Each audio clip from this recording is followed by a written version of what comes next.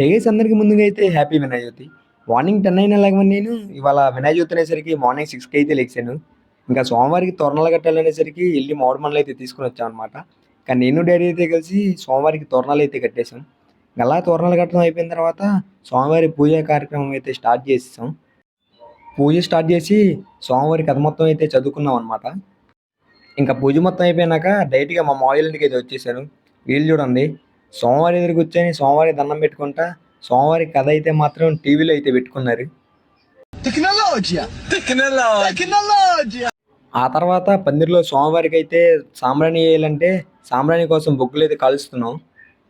అవి ఎంతసేపు ఇస్తున్నా ఎలిగేటట్లు లేవని చెప్పి డైరెక్ట్‌గా బ్లోయర్ మెషిన్ అయితే తీసుకొచ్చాం అనమాట. ఇంకా మా పందిరిలో కూడా సోమవారి పూజా కార్యక్రమం అయితే ముగిసింది.